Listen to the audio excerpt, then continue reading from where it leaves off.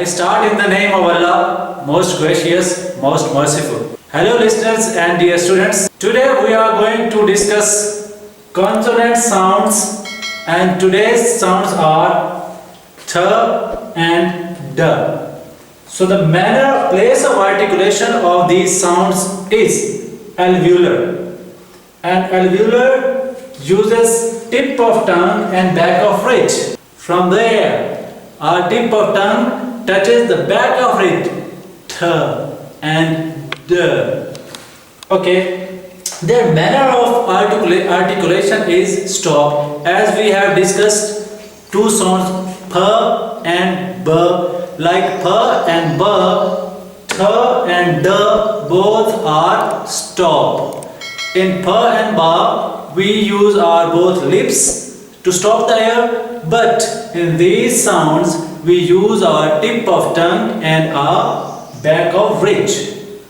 हमारे दांतों के पीछे जो जबड़े हैं, जो रिच है, उसके ऊपर जब हम जबान को यूं करके टच करते हैं यहाँ पे, तो यहाँ पे आवाज का ब्लॉकेज होता है और फिर सडन रिलीज जब होता है तो फिर ये साउंड प्रोड्यूस होता है. तो इस तरह से आप प्रैक्टिस कर सकते हैं कि किस तरह, फॉर एग्जांपल, ये आप अपनी जुबान समझें और ये आपका रिच है दांतों के पीछे, तो इसको आपने यूं आके टच करना है, th and d. Okay, tip of tongue plus back of ridge, इन दोनों साउंड्स को प्रोड्यूस करने के लिए हमने अपनी जुबान की टिप और बैक ऑफ रिच को यूज करना है. जैसा कि मैंने आपको बता दिया है कि इसका मैनर ऑफ आर्टिकुलेशन स्टॉप है, जिस तरह फ और ब को पढ़ा था. आइए अब हम थोड़े से एग्जांपल्स पढ़ते हैं. जो ठ साउंड की जो एग्जांपल हैं, टाइड, टिप,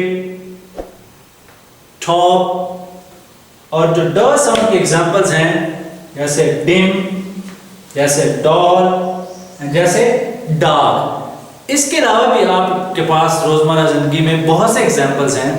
एक चीज जो बड़ी इंटरेस्टिंग है इन दोनों साउंड में, वो मैंने फ और ब के साउंड में भी आपको बताया था. अगर आपने वो मेरी वीडियो नहीं देखी तो नीचे लिंक में, वो डिस्क्रिप्शन में दी गई है, और वो वीडियो भी देख सकते हैं कि आपने अपने फेस के आगे, लिप्स के आगे, मुंह के आगे यूं हाथ रखना है और साउंड प्रोड्यूस करना है, थ एंड ड. तो आप फील करेंगे कि जब आप थ साउंड प्रोड्यूस करते हैं तो आपके मुंह से हवा आके टकराती है आपको और वो फील होता है आपको. लेकिन जब ड साउंड प्रोड्यूस करते हैं तो तब वो एस्पायरेशन नहीं होती. इसलिए जो थ साउंड है वो वॉइसलेस है और जो ड साउंड है वो वॉइस्ड है. अब आप कह के देखें, tide and dim, tip and doll, top and dog. जी, हमारे जो नेक्स्ट कॉन्सोनेंट साउंड्स हैं वो हैं स एंड ज. अच्छा, इनका जो प्लेस ऑफ आर्टिकुलेशन है वो ठ और ड की तरह एल्व्यूलर है. हमने टिप ऑफ द टंग को यूज करना है अपने बैक ऑफ रिज से, इस जगह पे अपने पे लगाना है. ये साउंड तभी प्रोड्यूस होंगे जब हम अपने जबान की जो टिप है वो अपने बैक ऑफ रिज इस जगह पे लगाएंगे तो ये साउंड प्रोड्यूस होंगे. अच्छा, इनका जो मैनर है वो है फ्रीकेटिव. फ्रीकेटिव साउंड्स हमने पहले भी पढ़े थे, और फ्रीकेटिव साउंड का मतलब ये है कि हमने साउंड्स को थोड़ा सा प्रोलॉन्ग करना है. We have to produce them, we will take a little bit more time than usual. As the example was f and जैसे हमने फ और व साउंड में किया था, बिल्कुल उसी तरह अब हमने स और ज साउंड में करना है. तो अब आप अगर प्रैक्टिस करना चाहें तो अपने जो टिप है जुबान की, उसको आप बैक ऑफ रिज पे रखें, तो फिर जो हमारे जो साउंड प्रोड्यूस होगा, ये हमारे दांतों के दरमियान से हवा निकलेगी और फिर ये साउंड प्रोड्यूस होगा, लाइक दैट. एंड स एंड ज. तो स और ज साउंड को फ्रीकेटिव इसलिए करते हैं कि ये थोड़ा सा इनको हमने साउंड को प्रोलॉन्ग करना है. जैसे ठ और ड थे, उनका जो मैनर था वो स्टॉप था, इसलिए उनको हमने आवाज से एक बार बंद किया, हवा बंद की और फिर सडन रिलीज किया. लेकिन ये जो स और ज साउंड है, इनको थोड़ा सा हमने लंबा करके बोलना होता है, इसलिए इनको फ्रीकेटिव्स कहते हैं. तो आइए इनके एग्जांपल्स देखते हैं स साउंड की. यहाँ पे स वर्ड के स्टार्ट में है सन, यहाँ पे ये डबल एस साउंड स की आवाज दे रहा है, चेस। और यहाँ पे जो एस है ये तकरीबन वर्ड के एंड में जाके आवाज दे रहा है, क्रिस्प, क्रिस्प। जी ज साउंड है, उसके एग्जांपल्स देखते हैं। ज स्टार्ट में हो तो zebra, the word is zebra, ज sound, then cries and then zoo. जी जो नेक्स्ट साउंड्स हैं वो हैं न एंड ल साउंड। इनका जो प्लेस ऑफ आर्टिकुलेशन है बिल्कुल एल्व्यूलर, क्योंकि आज हम एल्व्यूलर साउंड पढ़ रहे हैं। तो एल्व्यूलर साउंड टोटल 6 होते हैं, तो 4 हम पढ़ चुके हैं। तो अब हम ये 2 डिस्कस करेंगे। तो जो पहला साउंड है वो है न, और इसका जो मैनर है वो है नेजल। जब न को प्रोड्यूस करते हैं, नेजल साउंड हमने पहले भी एक पढ़ा जो था म साउंड।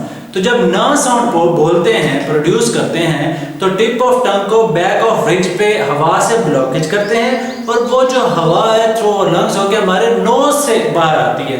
इसलिए इस साउंड को नेजल साउंड कहते हैं, और ये सिंगल कॉन्सोनेंट भी इसको कहते हैं।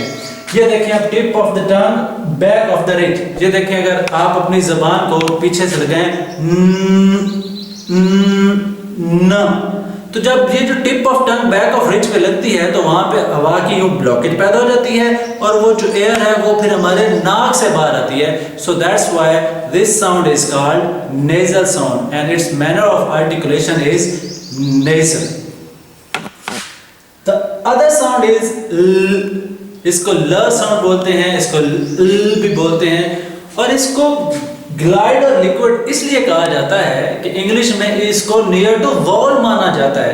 ये साउंड नियर टू वॉल है, वो इसलिए कि जब ल साउंड प्रोड्यूस करते हैं तो जो ब्लॉकेज ऑफ एयर है वो दूसरे साउंड से निस्बतन थोड़ी कम पैदा होती है। That's why it is called glide and liquids. Okay, come toward the examples. Example of n sound.